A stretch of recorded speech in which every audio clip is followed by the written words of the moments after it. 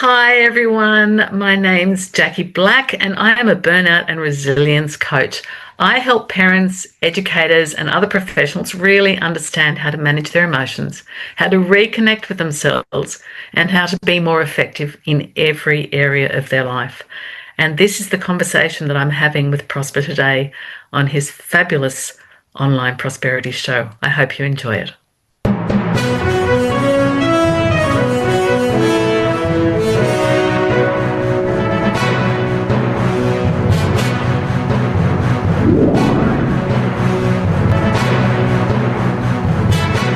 For those that are watching, welcome to yet another exciting episode of the Online Prosperity Show. And I don't say that lightly because this is your premier destination for exclusive insights from people who just don't talk solutions. They actually leave them. I'm your host, Prosper Taruvinga. And today we have a returning guest, and it's none other than the one and only JackieBlack.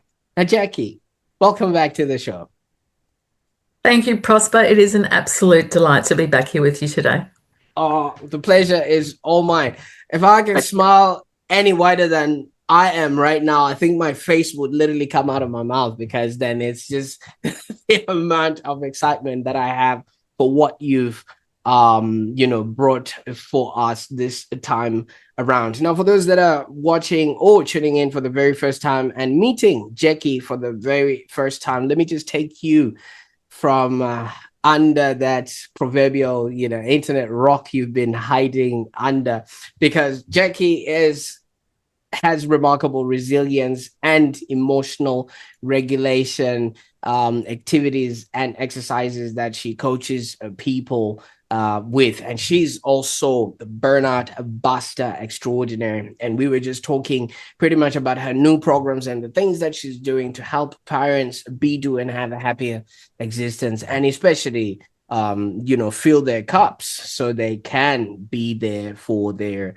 loved ones. Now, for those that remember Jackie, you might remember her from her unforgettable debut from the last time she was on the show. Yeah, she is that same woman that can light a match with her toes. This time around, I wanted you to do this, Jackie, but hey, in the interest of those that are listening, they might not have the great experience that this comes with. So today she's here again to transform, obviously, stress into clarity and burnout into brilliance. So stick around, because if you've ever felt like maybe stress has got you frazzled, and this happens a lot for a lot of people, even before their morning coffee, I think this episode is for you. Now, Jackie, for those that don't quite have an understanding of who you are, what it is that you bring to the table, you can just give us a high level sort of introduction of what it is that you are doing and what you've been working on. So I am, as you said, burnout, resilience, emotional regulator coach, mentor, facilitator of workshops, different programs. And I really try and help people understand how to manage their emotions and how to reconnect with themselves so that they can really be more effective in every area of their life. That's sort of in a nutshell. I'm a true believer in human potential. My background's in teaching. I was a high school visual arts educator for 30 plus years. And I definitely believed in the potential of every single student that came through my class, and their ability to be creative and find their own creativity. And I guess I've taken that forward into what I do in terms of when I coach, work with clients, etc. There's a way to connect with everybody. There's a way to understand what everyone, more help people understand their own journey and to understand their uniqueness on their path, and help them, when they have that sense, actually interact in a far more healthy way with those that are around them. And so I guess passionately, I started out initially from burnout as a teacher, wanting to help teachers, but as this has grown in terms of my feeling, my understanding, my passion has really turned to the parents, because I really see parents as like the central point in that circle. You know, you've got your schools, you've got your parents, you've got the kids with their social lives or whatever.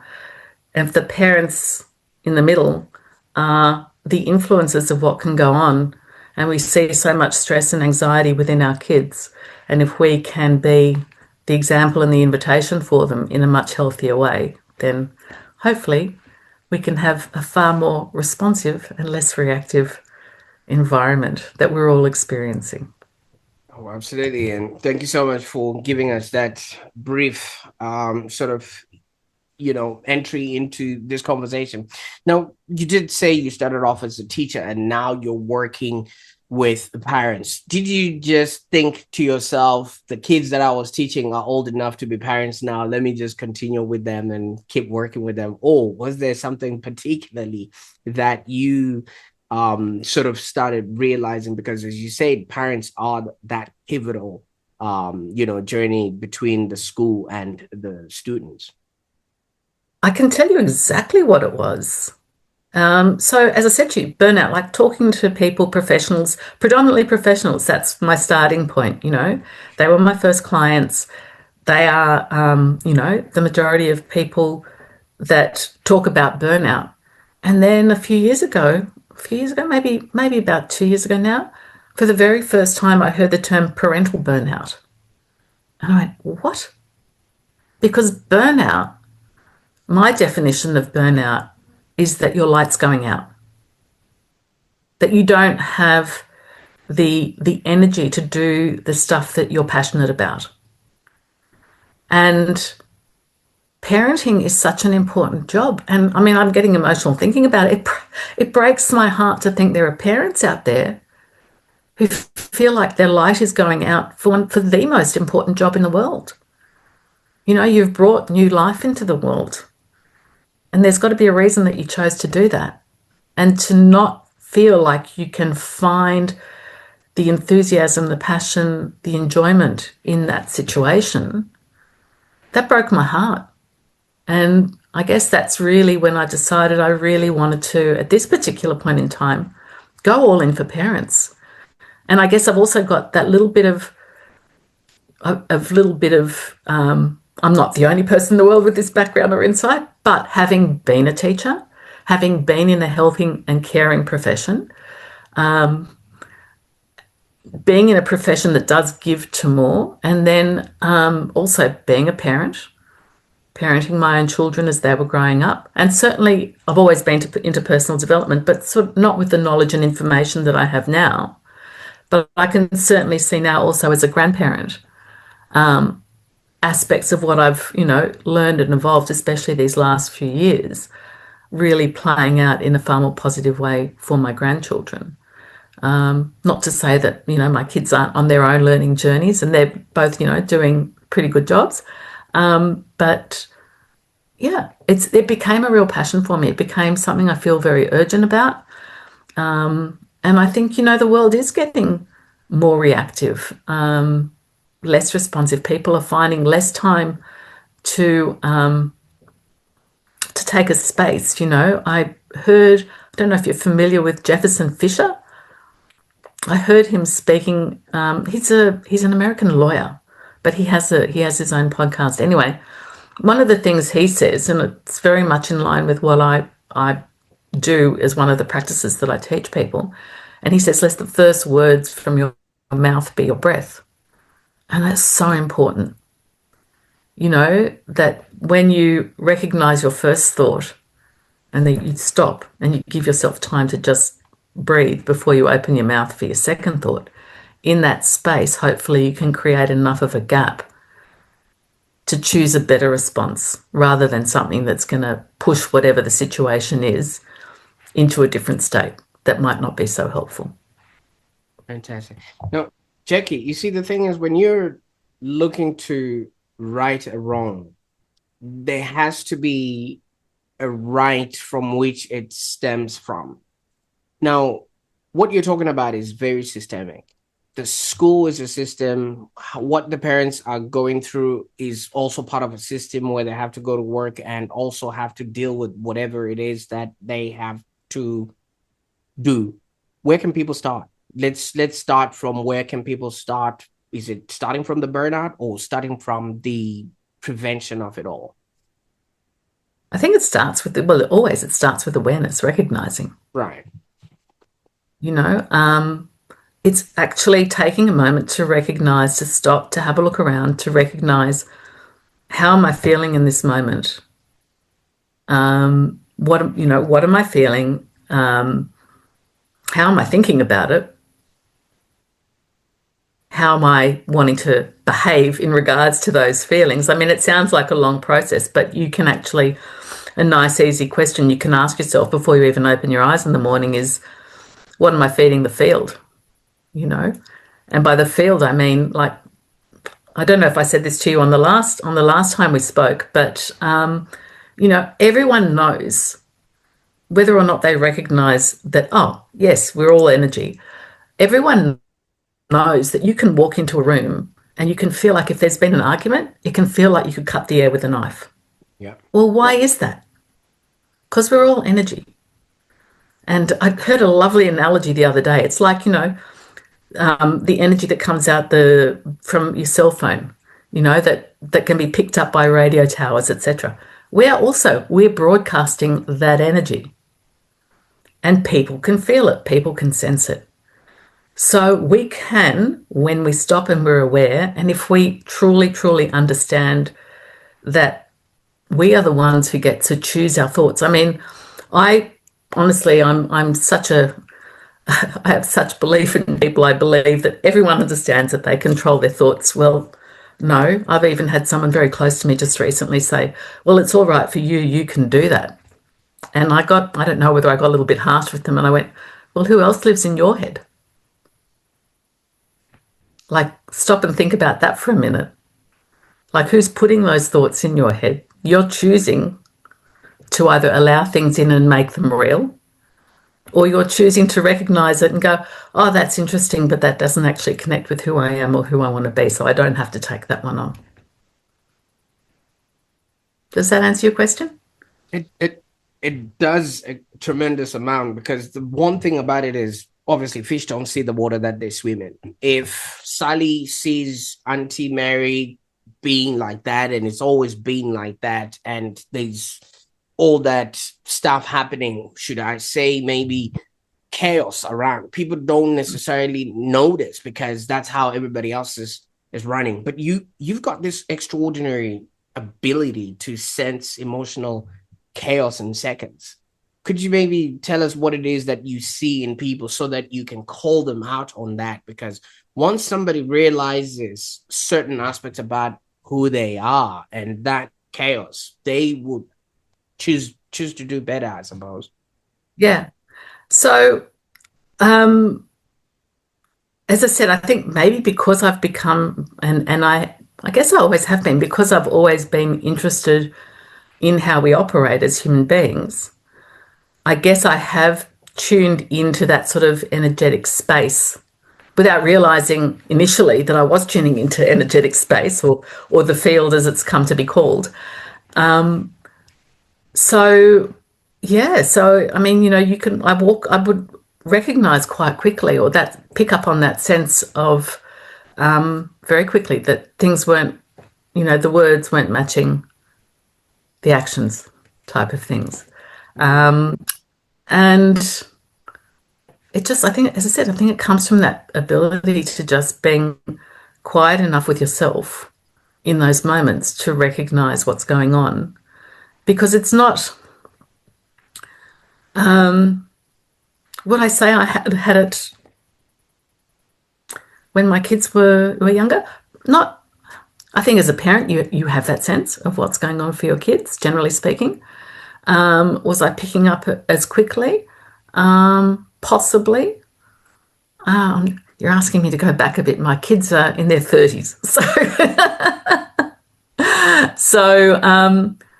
But yeah, I think it's when you've got that opportunity to just take that pause, take that breath, and just assess something's not feeling right here. Something's in this field is feeling out of alignment for me. And all I can do is ask the question. And I can ask it of myself, or I can ask it of the person that I'm engaging with. What's actually going on for you here? And if you're comfortable enough to keep pushing and asking that question, yeah, I hear that response. I'm sensing something else. Is there anything else you want to tell me? Yeah, that's. You see, what I feel like that does is it sort of is a reset on your nervous system, because if you do a pause, like you said, if the first thought that you say is your breath, obviously you're very, very intentional in everything else that you're going to be doing. From that, what are some of the maybe micro shifts that people can do to make that reset, just so that they can self-diagnose while in the moment? So here's the main one. So the main one comes from an organization called the HeartMath Institute, HeartMath. People go, the what? So I thought I'd better spell it out. And so I'm a certified HeartMath coach and HeartMath trainer. That became, when I started to understand the, truly understood the power of HeartMath, because I was introduced to it initially through the technology that you can use, sort of a bit of biofeedback stuff. So it was a bit gamified. But when I actually understood the physiological shifts you can make in the moment, from something as simple as a 30-second, just focusing your attention in the area of your heart and just calming your breath down. And there are other techniques that you can do too, but this is fabulous because it's an eyes open technique. And there's a couple of reasons why we focus on the heart. And I'll go into those in a second. And it's not, and the thing is, like, people got, breath work. Lots of things start with the breath, but this is not specifically breath work. So it's not about doing something that is breath work specific. So you don't count your breath, you don't box breathe. Are you familiar with those sorts of ideas around breath work? Yeah, Oh, yeah. absolutely. You Yeah. breathe in 4 seconds, Yeah. you maybe It's not pause about after counting. that. Yeah. Absolutely not about counting, because when you're counting, you're staying up here. Okay. So you want to get yourself out of your head. So you're focusing. So what you're doing is you're focusing your attention in the area of the heart. Have you got 30 seconds? Do you want to do it with me? You can do this eyes open or eyes closed. Right. Okay. And the wording is really specific, because what HeartMath has found is this actually creates like this, there's an energetic sense around the words that you use. So the wording is really specific. So I know it, but I'm just going to make sure I read it just in case nerves get the better of me and I don't say it correctly. But you can do this eyes open or eyes closed. And what I want you to do is to focus your attention in the area of your heart and imagine your breath is flowing in and out of your heart or chest area, breathing a little slower and deeper than usual. And we're just going to do that quietly for about 30 seconds.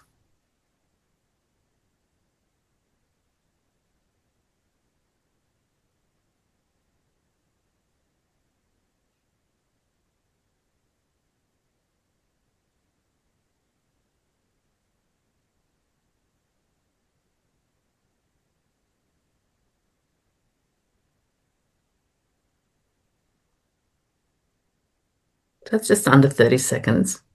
Noticing anything? What do you notice? My default thing is gratitude. I completely go straight to, like, I could hear my little girls in the background, and I was just like, I get to be their dad. And that for me is just remarkable. So And did you feel anything in your body as you were doing that? Did you feel any shifts? I mean, I know you're very calm at the moment. You're in a good state. So uh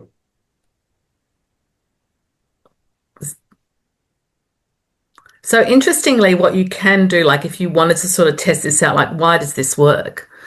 And it's not why, which is exactly why wouldn't ask you to do it here, because some people say, "Where's my pulse?" But if you actually put like I find it on my wrist, if you do that exercise, and this is not how you train yourself to do it, but it's a very good way to see what's happening actually in that. I said the physiological side, the science side of it. If you just focus your attention in the area of the heart, and you just, as I said, imagine your breaths, breathing a little slower and deeper than usual. There's no timing given, because that can, as I said, can stress people out or put them back in their head. You just slow down your breathing and you feel what's happening to that pulse. And what you notice is on the out breath, as you're slowing down your breathing, your pulse slows down. And if you've heard of the autonomic nervous system, which is running our body automatically, you have a sympathetic and parasympathetic nervous system. And the rest and reset aspect is the parasympathetic. And what you feel is on the out breath, as I said, you feel that pulse slow down and you've just turned on your parasympathetic nervous system. How much fun is that? I know. What I like about that is, still in reference to my little girls, I could hear them screaming at each other or whatever it is, but I could actually calm myself down so that when I go there, I'm not aggravating the situation. I'm actually allowing them to be and really find out what actually happened, so we could obviously, act on what has happened. Now, what this does is, if I would walk out there angry, I exacerbate the situation or aggravate the whole situation, and it might actually escalate and somebody might actually get hurt or whatever would be happening at that particular time. So with that, people can literally write the script of their own lives, right? Or co-create what they want the outcome to be. Because just as simple as that. So I'll give you a bit of background on why we focus on the heart. So it breaks that looping thought cycle of, your mind chatter, which perpetuates those stressful feelings. We focus on the heart because scientists, obviously, they talk about wherever you put focus in your body, you can, have a measurable physiological change in that area. So that's that biofeedback side. You begin to draw more energy into your heart, and that can help begin that shift to just a more coherent message being sent around the body. Because I don't know whether I said this to you last time, the brain speaks more to the heart speaks more to the brain. So there's more messages going up this way than there are from the brain to the rest of the body. Very, very interesting. Too much science there to go into, but happy to chat with anyone about that. That's a really fascinating thing. And also, if we're focused on the heart area, we're not focusing on the situation that's just upset us, which is where we can often get fed more emotional energy. And so we're allowed, it creates that space, as I said, that pause to get us more centered so we can respond, be in that more responsive state. So as you were saying, if you go into a space, even if you go in there from, say, you've opened an email in your office and you've just gotten a little bit annoyed and you think, but like, I'm calm, I'm okay. But if you're going into that space to then go and talk to your kids who are doing something, and you're still carrying that thought loop of, that email I've got to get back to, energetically, everything's got a frequency. So that irritation has a frequency that's coming out, whether it's big or small. We recognize the big ones. We recognize those big explosions when we feel like our emotional, our mental, our physical battery has been completely depleted straight up. But we don't recognize those small ones. We don't recognize those small little annoyances, getting annoyed in traffic, and we think we get out of the car, it's past. Well, how many people, people get up then and, they're in another conversation and they'll rehash that story again of what happened in the traffic jam and how annoyed they got with somebody, etc., etc., etc., going back over stuff. And what they don't realize is putting themselves back in that situation starts that redumping of all those stress hormones again, cortisol being the one we know the best. And what they're doing throughout their day, they wonder why they can't sleep at night. Well, they haven't had any big explosions, so they're sitting there going, I don't get it. Like, why am I getting a restless night? And they've been microdosing themselves throughout the day with stress hormones. You know, cortisol, given its cycle, if it doesn't get dumped on again, it goes through your body in 20 minutes, I think. But if you keep microdosing yourself, it doesn't have a chance to run its course. Okay. You're speaking as a scientist right now, somebody who's obviously gone in and studied the books around that. If I'm to come in as a digital marketer and I'm looking at the way people are consuming micro content, which is designed to give you all kinds of feelings in 5 seconds, could that actually be opening us up to so many different loops that by the time we drive home in traffic, our brain doesn't know whether we're dealing with something we saw in a 5-second TikTok or we're actually dealing with what's in front of us? Absolutely. And really interesting, there was something, and to this day, I cannot find that documentary. It was fascinating. My husband, it was a couple of years ago, I think it was during COVID, and my husband was watching this documentary, and it was, they were talking about the brain, they were talking about the amygdala being like the gateway, you know, like tells us when we need to stay or when it's time to run, you know? And the amount of stuff that's coming at us so quickly, content, whether it's stuff we're looking at on social media or other information we're taking in too quickly, it's my visual with this is like it's just this really floppy muscle. It doesn't have the capacity to stand strong and let us know what's real because there is no lion coming to eat us. Right? Not to say that, you know, in some parts of the world that might be actually very true. And whatever, the lion could be a metaphor or it could be a real one, you know. So yes, for some people that's probably very true. It needs to be on alert to let people know when to run. But really, for the majority of us, we've just been, you know, tuned in to react, to not recognize that there are models, business models out there that are designed for that very thing, to only feed us stuff that's going to cause a reaction, you know, which is why I stopped watching the news 5 years ago. It was like, I'm not doing this anymore. I'm going to find out what's going on. I mean, my husband watches it once a night, or actually he listens to it more than that. But okay, when we're in the same space, having dinner, after dinner, before dinner, whatever, the TV might be on for a bit. But I actually, you know, people say, oh, and what about? And I go, oh, you'll need to tell me about that. I didn't know about that. The big stuff I'm going to hear about.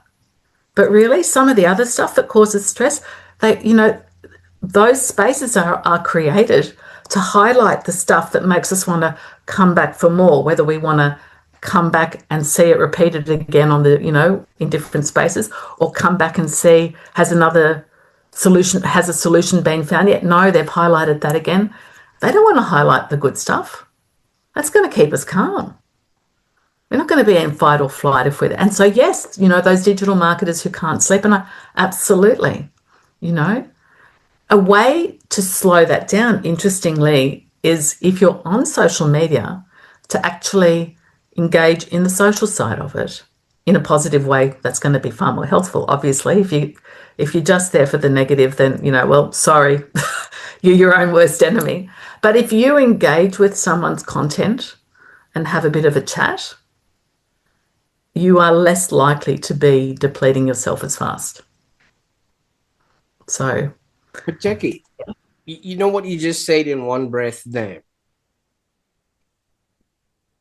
All the things that are designed to be there for us. Obviously, you want to know what's happening with the weather. That's where the news is there. You want to know what's happening in your local area. That's why the local Facebook group is there. You want to know what's happening. You know, you want to create a nice little meal for your kids. That's why Instagram is there, or things of that nature. And all of those things have actually been weaponized against us, if I'm hearing correctly from...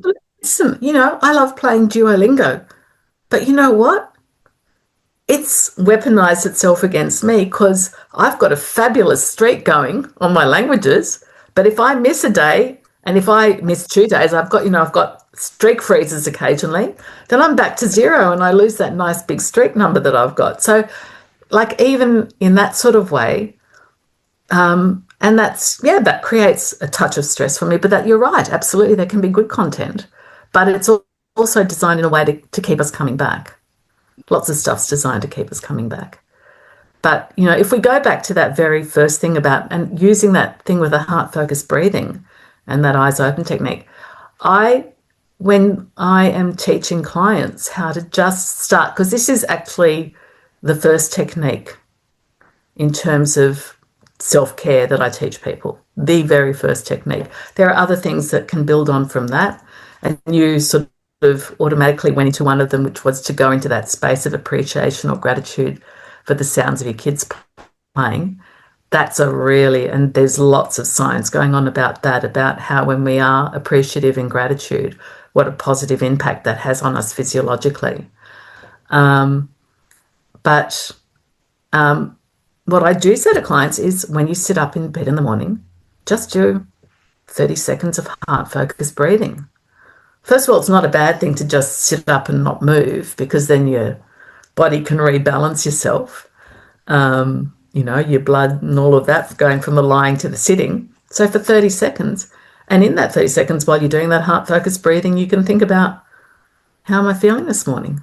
What have I woken up thinking about? What do I want? What do you think I'm feeding the field if I go out feeling like that? What do I want to feed the field? And you can continue thinking about that as you go to the bathroom and brush your teeth and start your day and whatever, in those quiet moments before anything else comes in. And then hopefully that can make wiser choices. And then when you go to bed at night, just do some heart-focused breathing. And question yourself again. It's that practice of awareness. And it is practice. But then you start to recognize how you might have felt. You might recognize at the end of the day, suddenly I'm sleeping better. I know a client said to me, she realized when she'd forgot to practice her heart-focused breathing, that her day didn't seem to go as well. She didn't sleep as well at night. And this was after a few weeks of practicing. But if you do this on a regular basis, in 6 weeks you can feel a huge shift. And you can start to bring it into moments as like a fix for after. So the definition of resilience that I work with comes from the Heart Math Institute, which is the capacity to prepare for, to recover from, and to adapt in the face of stress, challenge, or adversity. And most people, when you ask them what resilience is, they'll tell you it's pushing through, or it's being strong in the moment, or whatever. And lots of people are talking about capacity, but are they recognizing where you can build your capacity? And if we can build our capacity to be prepared in the moment, so that we can have that space for that breath, for that thought, and if we can practice that when we don't need it, then we have easier access to it when we do. And if we forget to do it when we do need it, we can do a quick reset afterwards, so that we're not depleting ourselves, so that we're coming from a full cup, not from one that's already been drained. And the fastest area that we drain ourselves is in the emotional area. So, No, Jackie, I mean, obviously, you've elaborated doing like a digital hygiene or digital cleans, no TV, and just being mindful of what you're consuming content-wise and things of that nature. That I can literally switch off my phone, and that's a way. How about yap, nyak, nyak from neighbors, aunties, everybody else around me that think that's just the way things are supposed to be? How do we filter through that? And does this actually work on humans? Yeah. So, well, I mean, everyone talks about boundaries.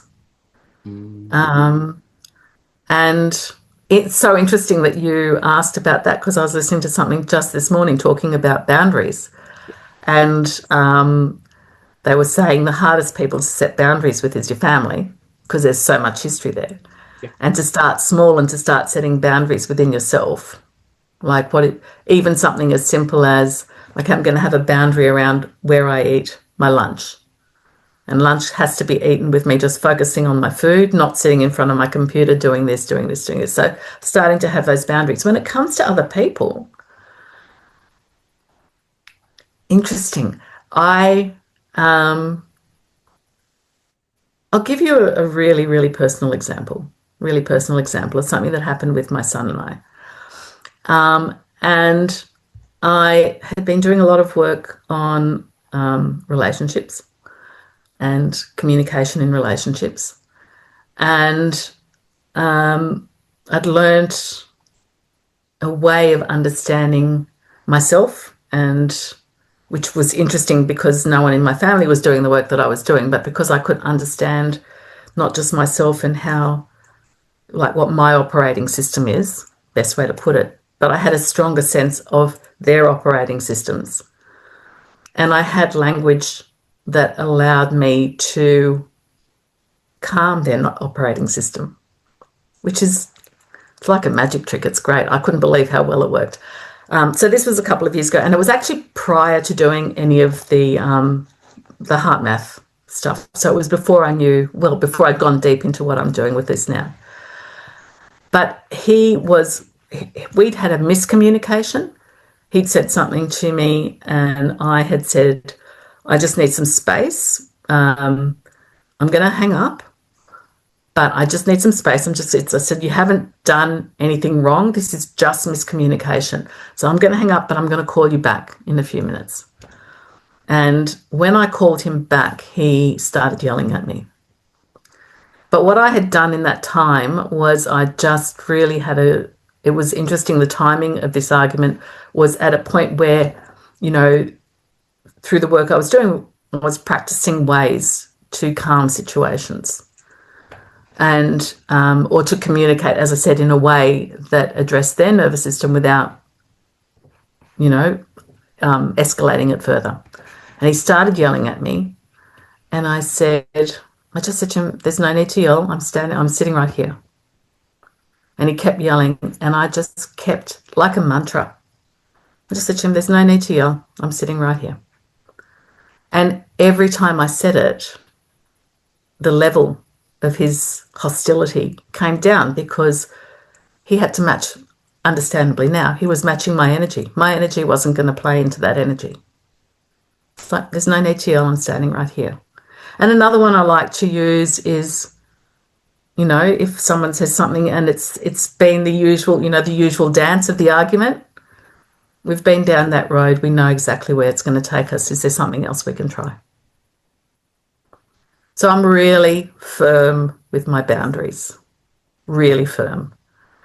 Even to the point of, something as small as if my husband wants to come into the office and ask me something and I'm in the middle, and I'll say to him, well, I'll either do one of two things. I'll say to him, I'm going to be in my office because we both work from home. I'm going to be in my office between here and here. So please don't knock on the door because I've got this going on or whatever. I'm seeing a client or I want to call or whatever. But if he does walk in and starts talking to me, I go, I'd love to give you my full attention. I can't do it at the moment. I need to finish this. Give me 10 minutes, an hour, whatever it is. Give me 10 minutes and I'll come and give you my full attention there. And then he feels seen, he feels heard. And he can calm down. Now, am I perfect at this? Absolutely not. But you know what? When I'm more aware and more mindful, or even, I remember it was actually probably during COVID, there was like conversation all about, and I just said, and it was a dinner at my home with the family. And I went, my home, my table, let's pick another topic. We're not talking about what you're seeing on the TV. Let's talk about something else. And there was a bit of pushback from a couple of people who like to go down that rabbit hole. But basically, we changed topics. I wasn't rude. Maybe I was to some people. I don't know. But it wasn't said with aggression. It was like, hey, guys, my home, my dinner table. I want us to come here and have a beautiful conversation. Can we get off this topic now? Wow.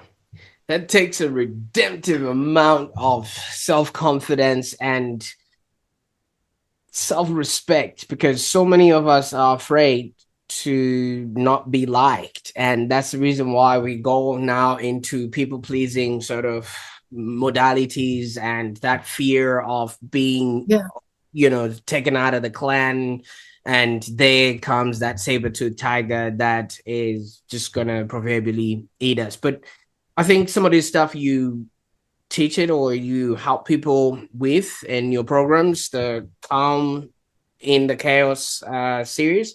Could you maybe So the let us calm and the know? chaos. Yeah. So this is a parent program, and it's part. There's a. If you were on my website, you'd probably see it, from stress to strength. But this is really a parent program to help parents really understand that idea that we talked about earlier. What are they feeding the field? And it's really to help us raise healthier kids, I guess. To get parents out of that stage of feeling like they're burnt out, they're pushing through. Burnout is it's a term. When I talk about it in terms of that sense of like the thing that you're passionate about, your light's going out for. And I don't know if I said it to you before or while we've been talking today, but it really concerns me how many parents are talking about burnout. And I guess, that's definitely been a big reason why, as much as I love helping professionals, and I'm not going to stop helping professionals, teachers, teachers particularly, gosh, and then okay, let's go teachers, let's go medical personnel, allied health, all those people that are in helping professions that are, really feeling burnout, absolutely still there for all of you. But parents, it's really important. It's the most important job. We're raising the next generation. Do we want them to be reactive, or do we want them to be able to access their critical back brain, to be able to come into the world feeling safer, feeling more connected to who they truly want to be, not feeling like they have to, that they've got enough confidence in themselves to show up with values that really can make a difference for themselves and for people in the world going forward. But yeah, so parents are definitely, coming. We as mums, particularly as mums, because early on that connection is built in, that energetic, emotional, heart-to-heart connection is built in, because we've carried them, we birthed them, we're feeding them, there's the skin contact, there's all of those sorts of energetic connections that we're making with them. And the father, how it depends obviously how active we're involved, but even the father's energy is in that space as well. And even as a disconnected father, that energy is in that space. The child's picking up on that. And the behaviours, and really I don't think any parent would be hugely surprised if they actually thought about it. If your child's acting out and you're on your phone, because that's what they think is the most important thing in your life, then they're picking up on your energetic communication with them, your non-verbal energetic communication with them. And as you start to get irritated, you're probably going to see, even if it's small things, you might be getting irritated with something on your phone, they're going to pick up on that energetics as well. And it's just, if we can change that in the home, if we can do our best to be the example and the invitation of better ways to communicate, better ways to deal with issues, better ways to deal with our own emotional states, we can, create an environment for these kids to grow up feeling safer, more confident, able to, as I said, connect in with their own intuitive guidance as well. A lot of these techniques you can actually teach to kids. I know one father in particular, he starts his day every day. Now, once he learnt the technique of understanding that idea of what am I feeding the field, and there's languaging we put around for kids, which is like, if you think about it, what's my emotion, what's my internal weather, what's going on with my internal weather, and then you can use one of the coherence techniques, you can do something as easily as heart-focused breathing. When I teach it to kids, and my grandkids know how to do this, you know, I love watching my granddaughter shift her heart from like when she's feeling cranky or upset. And I say, well, what colour's your heart? And she'll tell me. I said, what colour would you like it to be? And she tells me. And I went, okay, put your hands on your heart, close your eyes and breathe that colour into your heart. And you tell me when it goes that colour. And seriously, in sub 30 seconds, she's got this huge smile on her face and tells me it's the colour that she wants it to be. And she's happy. And guess what? She's stopped those looping thoughts. And we don't talk about it again. Because the only way you're going to keep in that space of dumping that energy is when you think about it, talk about it, revisit it. And if you can stop it, I mean, if you didn't know that technique, you can literally just let a child, as long as they're physically safe, if a child's having a tantrum, especially a 2-year-old, this is a great one for a 2-year-old, let them have their tantrum.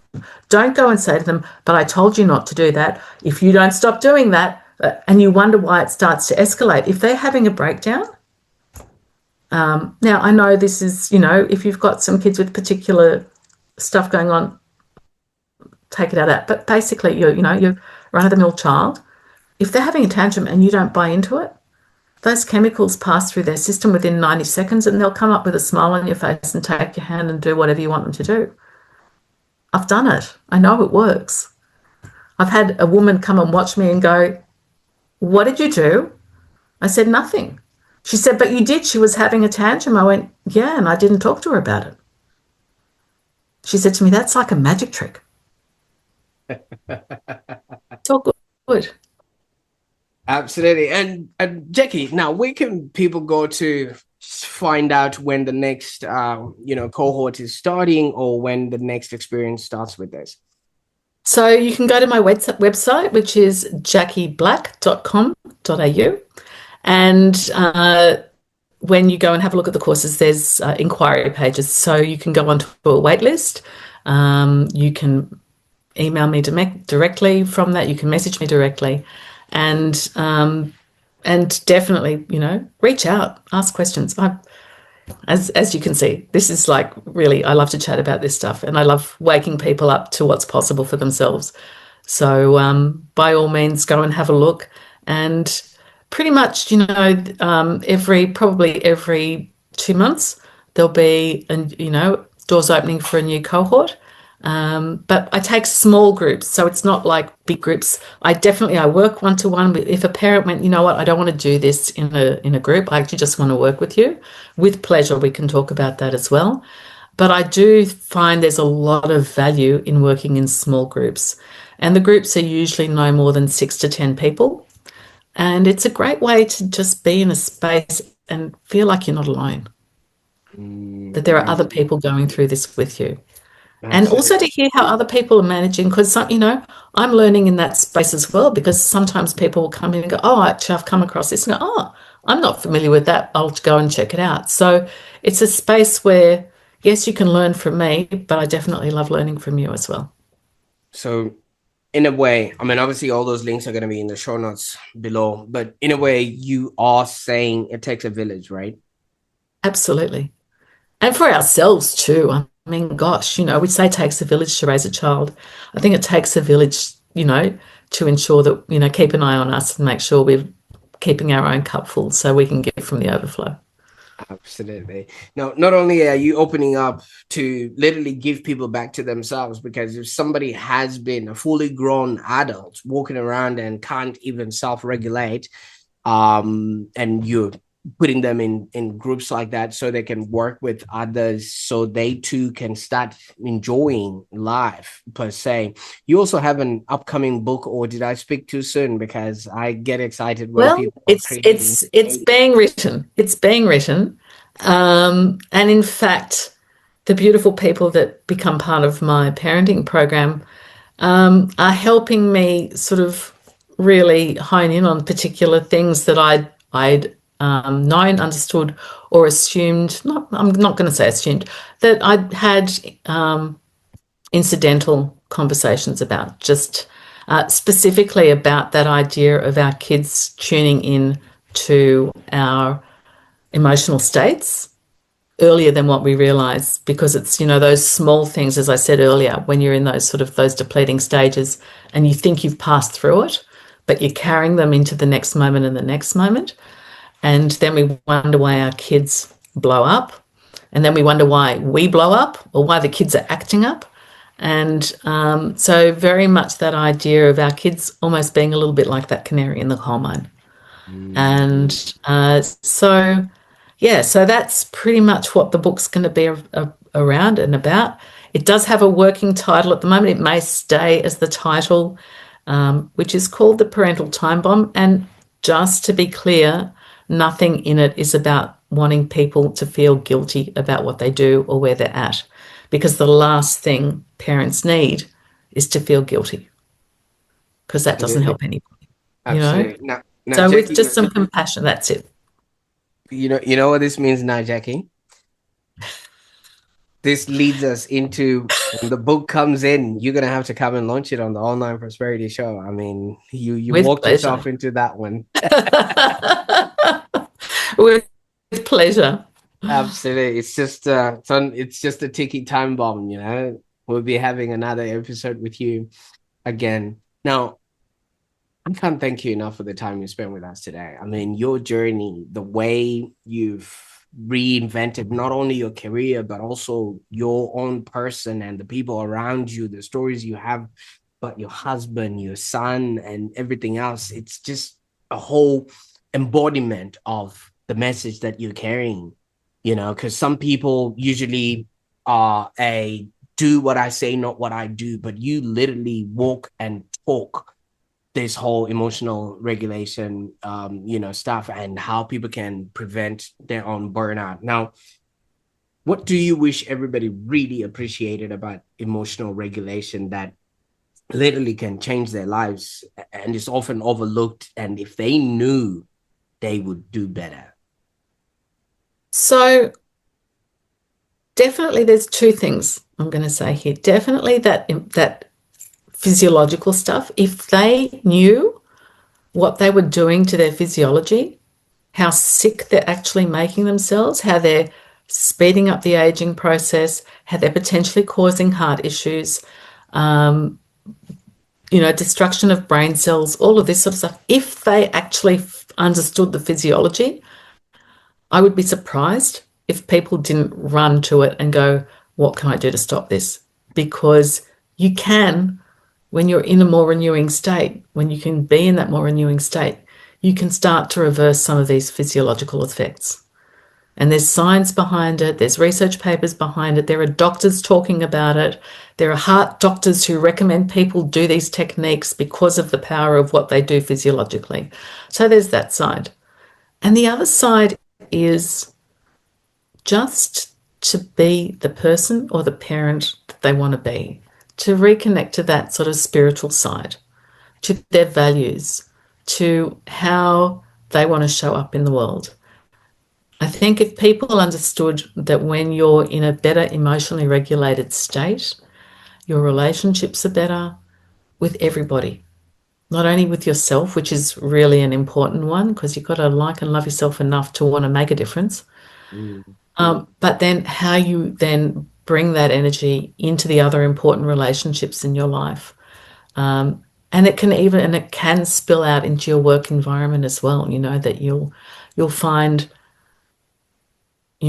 maybe situations where you might have reacted in a particular way in the past. Suddenly you can see yourself reacting calm. And I'm thinking of one client in particular who said when he started going into his corporate space, using these tools, suddenly more opportunities that had previously been denied to him were opened up to him because he'd changed his energy in the space. He understood how to connect back into himself to be the person he wanted to be in that environment, definitely in the home. I mean, I hear this from lots of parents, even parents who have just come to a talk. And just recently I bumped into a mum who'd been at one of my talks, and she said, oh, I recognise you. I said, where from? And we got talking, and she said, oh, you were at this talk. Okay.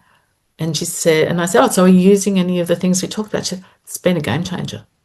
She was at one talk And all she learnt was heart-focused breathing and decided to do exactly what I suggested in that talk. And it's a game changer. When you can connect back into yourself, especially as a parent, wow, magic can happen. You know, we can really make a difference. So that's, yeah, that's the Yeah, importance of. and it's like a ripple effect. Have you ever heard that story, Who Kicked My Cat? So that CEO at the top yells at the mom or the dad, and then the dad gets cut off in traffic and comes yells at the other partner, and the other partner yells at the kid kicks the cat. So it's just a chain of Yeah. events which we think we have no control over, but you can actually stop that chain reaction. Now, Jackie, I can't thank you enough. I mean, people pay you for this kind of stuff, and I'm just here, googly eyes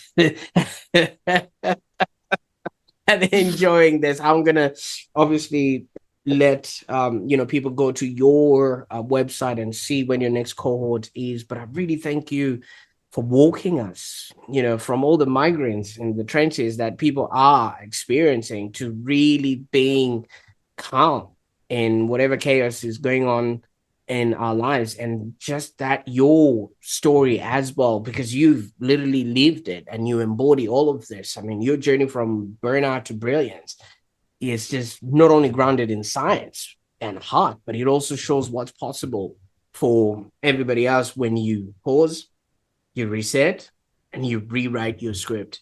I can't thank you enough for obviously gracing us, not only for this particular episode, but for your energy, the information that you're leaving us with, and just being you. So thank you so much.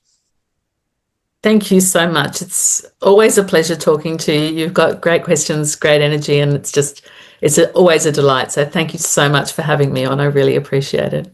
Absolutely. And for those that are watching or listening right now, if you actually felt a spark in this episode, I mean, maybe a clarity or just an urge to start doing things differently, I think this was a sign. You don't let this moment pass you by. Just jump onto Jackie's website and check out when the next Calm in the Chaos cohort starts. And as she said, these are happening periodically. And just jump onto jackblack.com.au and just maybe see what they've got going on. Or if you can wait, her book is coming out soon where you can dive deep into shifting your inner world, because your outer world is just a reflection of what's happening on inside. And you might be walking out there with the latest Louis Vuitton or whatever it is, but people can see the chaos that is actually happening internally. And it's so liberating to have an understanding of how you can actually be calm in times when there's chaos around you. And obviously, if you enjoyed this episode, Jackie has been here for the second time. So that means you need to subscribe to the Online Prosperity Show so you do not miss out on any of this information that so many people are dying to literally get. All right. So at the end of the day, this is one of those episodes where I also was learning in the process. And thank you so much, Jackie, for helping us really unpack ideas that actually help us live a happier existence. And for those that are watching this right now, thank you so much. Tune in to the next episode. I think we've got something in store for you that will help you build that clarity and also make you have better relationships. Till then, bye for now.